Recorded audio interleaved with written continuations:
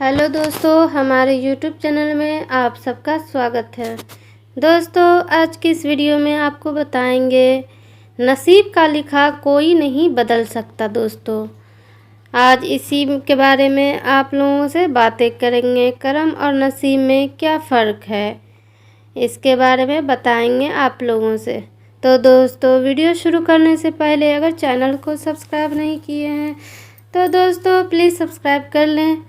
Video पसंद आए तो कमेंट बॉक्स में ज़रूर बताएं कि आपको ये वीडियो कैसी लगी हो। तो चलिए दोस्तों, शुरू करते हैं वीडियो को। कई सालों पहले 3 दोस्त हुआ करते थे, दीपक, राजू और श्याम। ये तीनों के नाम थे। दीपक और राजू अच्छे खासे धनवान परिवार से ताल्लुक़ रखते थे। श्याम बेहद गरीब और साधारण परिवार का था। पैसों के मामले में इतनी असमानताएं होने के बावजूद तीनों की दोस्ती ऐसी थी कि वो एक दूसरे के लिए कुछ भी करने के लिए तैयार हो जाते थे। दोनों धनवान दोस्तों ने अपने गरीब दोस्त की परिस्थिति बदलने के लिए उसकी कई बार मदद की थी, लेकिन उसकी परिस्थिति में कोई भी बदलाव नहीं होता था।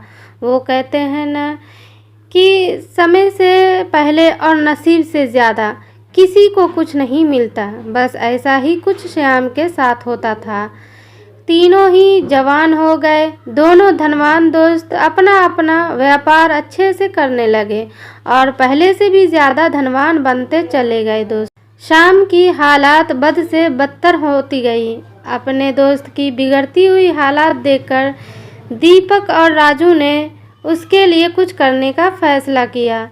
दोनों ने सोच कर सोने के सिक्के एक थैली में रखे और शाम को देते हुए कहा, तुम इनसे कोई व्यापार शुरू करो और पैसे कमाओ और अपनी गरीबी दूर करो। श्याम ने उन 200 सिक्कों में से 5 सिक्के घर खर्च के लिए निकाले और बाकी के 195 सिक्के अपनी पगड़ी में बांधकर शहर की तरफ जाने लगा, ताकि वहां जाकर व्यापार के लिए कुछ ज़रूरी चीज़ें ला सके। वो गांव से कुछ दूर ही पहुंचा था कि आसमान से एक चील उड़ती हुई आई और उसकी पगड़ी उड़ाकर ले गई। श्याम ने उसका काफ़ी पीछा किया, लेकिन चील इतना ऊंचाई और तेज़ उड़ी कि उसको आखिरकार हार मानकर अपने घर लौटना पड़ा। कुछ दिन बीतने के बाद जब दीपक और राजू श्याम की हालात का जायज़ा लेने के लिए उसके घर गए तो उन्होंने श्याम की हालात में रत्ती भर का भी फर्क नज़र नहीं आया। पूछने पर श्याम में सारी हकीकत दोनों को बता दी। राजू को उसकी बातों पर भरोसा नहीं हुआ, लेकिन दीपक ने उसका विश्वास कर लिया। दीपक ने फिर से उसे 200 सोने के सिक्के दिए और बोला, फिर से कोशिश करो। दीपक और राजू के जाने के बाद श्याम ने सोचा कि अभी काफ़ी रात हो गई है, इसलिए सिक्कों को कहीं छुपा देते हैं ताकि कोई चोर उन्हें चुरा ना सके। कल शहर जाकर कोई धंधा शुरू करूँगा। उसने उन सिक्कों को अपने घर में रखी भूसे की एक टोकरी में छुपा दिया। शाम सुबह नींद से जागा और सीधा उस भूसे की टोकरी की तरफ गया जहां उसने सिक्के छुपाए थे। उसने घर में काफ़ी ढूंढा, लेकिन उसे वह भूसे की टोकरी कहीं नहीं दिखाई दी। उसने अपनी माँ से पूछा तो माँ ने बताया कि उसे सब्जी खरीदनी थी और घर में पैसे नहीं थे, इसलिए उसने उस भूसे की टोकरी के बदले सब्जी खरीद ली। शाम आखिर करता भी क्या, वह अपनी किस्मत को कोसता रह गया। फिर से कुछ दिनों बाद दीपक और राजू श्याम को मिलने आए। तब भी उन्हें उसकी इस परिस्थिति बदली हुई नज़र नहीं आई, बल्कि इस बार तो उसकी हालात और ज़्यादा खराब हो गई थी।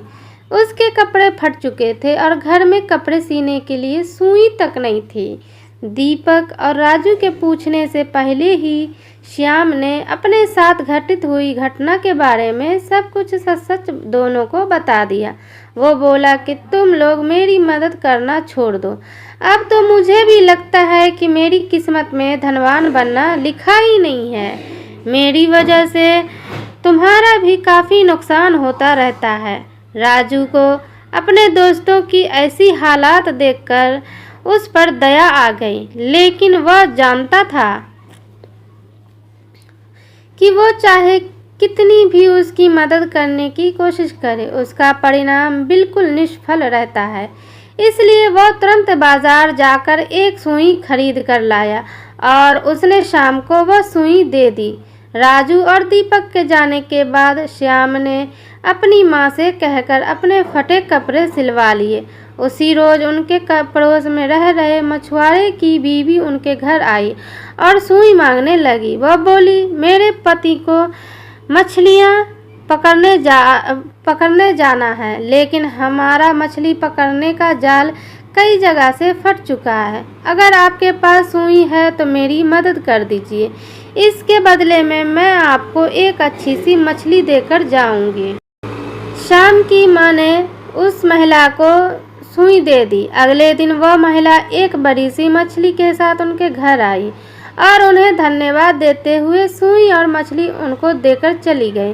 श्याम की माँ ने जब मछली को पकाने के लिए काटना शुरू किया तो उसके पेट से चमकीला पत्थर निकला। शाम को पत्थर की कीमती जान पड़ा, इसलिए वह जौहरी के पास जाकर उसकी जांच कराई तो वो बेहद कीमती हीरा था। उसको बेचकर शाम को 20,000 सोना मोहरे मिल गई। इतने सारे पैसे उसकी गरीबी दूर करने के लिए काफ़ी थे। उन पैसों से उसने अपने लिए एक अच्छा घर खरीदा और काफ़ी सारी खेती करने लायक ज़मीन और एक बगीचा भी, साथ में कई सारे गाय भैंस खरीदे ताकि दूध का व्यापार शुरू कर